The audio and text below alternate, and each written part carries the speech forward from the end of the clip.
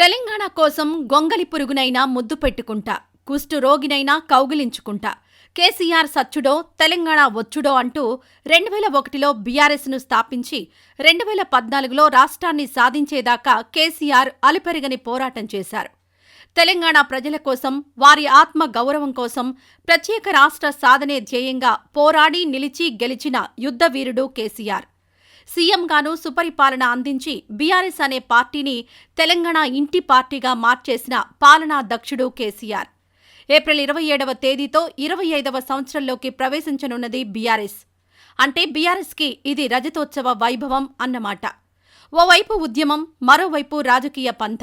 ఇలా 25 ఏళ్లుగా ఎన్నో వ్యూహాలు, ప్రతివ్యూహాలు, ఆటుపోటులు అన్నింటినీ ఎదుర్కొని నిలబడి భారత రాజకీయాల్లో ఒక చరిత్రను, కొత్త ట్రెండ్ని లిఖించింది బీఆర్ఎస్.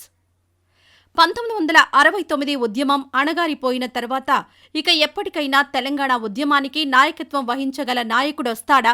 అసలు తెలంగాణ ప్రత్యేక రాష్ట్రం సాధ్యమేనా అని అంతా సందేహపడుతున్న టైంలో తెలంగాణ ఆత్మ గౌరవానికి ప్రతీకగా ఒక బక్కపలచని దేహంతో దూసుకొచ్చిన పోరాట శక్తే కేసీఆర్. ఉమ్మడి ఆంధ్రప్రదేశ్ రాజకీయాల్లో బీఆర్ఎస్ ఏర్పాటు ఓ సంచలనం. 2001 ఏప్రిల్ 27న కొంతమంది తెలంగాణవాదుల సమక్షంలో పార్టీని ప్రకటించారు కేసీఆర్. టీడీపీకి రాజీనామా ప్రకటించిన కేసీఆర్ పార్టీ ఆవిర్భావ సభలో కీలక ప్రసంగం చేశారు. తెలంగాణ ఏర్పాటే ఏకైక అజెండాగా బీఆర్ఎస్ వస్తుందని స్పష్టం చేశారు.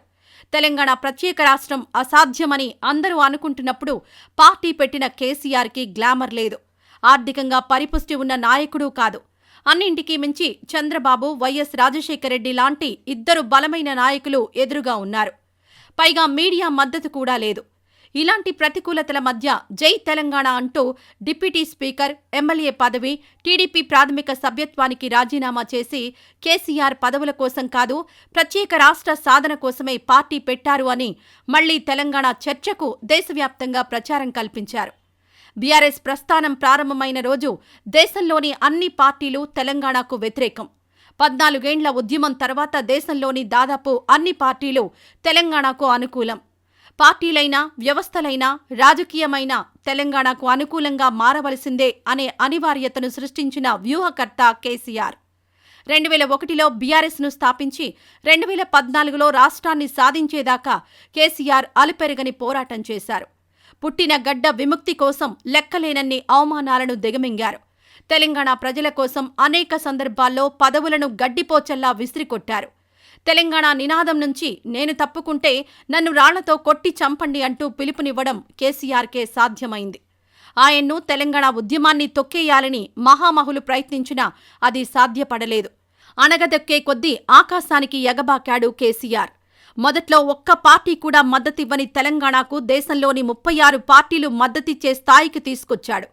తెలంగాణకు అడ్డం పడ్డ వాళ్లతోనే జై తెలంగాణ అనిపించాడు. తెలంగాణకు మద్దతిస్తా అంటే 2004లో కాంగ్రెస్తో పొత్తు పెట్టుకున్నారు. 2009లో టీడీపీతో జట్టు కట్టారు. తెలంగాణ కోసమే ఆ పార్టీలతో సయోధ్యగా ఉంటూ వచ్చారు. కానీ అన్ని పార్టీలు ఆయన్ను మోసమే చేశాయి. దాంతో కేసీఆర్ సచ్చుడో తెలంగాణ వచ్చుడో అంటూ నవంబర్ 29, 2009న ఆమరణ నిరాహార దీక్ష ప్రారంభించి డిసెంబర్ 9 తెలంగాణ ప్రకటనతో కేంద్రం దిగివచ్చేలా చేసిన చరిత్ర కేసీఆర్ది. తర్వాత కేసీఆర్ అరెస్ట్, ఖమ్మం తరలింపు, హైదరాబాద్ నిమ్స్లో దీక్షను కంటిన్యూ చేయడం ఇదంతా అప్పట్లో సంచలనం. దీంతో తెలంగాణ ప్రజలు, విద్యార్థి లోకం భగ్గుమంది. తెలంగాణ వ్యాప్తంగా నిరసనలు, ఆందోళనలతో అట్టుడికిపోయింది. ఇలా 2014 వరకు ఆ పోరాటం రగులుతూనే ఉంది. దీంతో కేంద్రం దిగిరాక తప్పలేదు.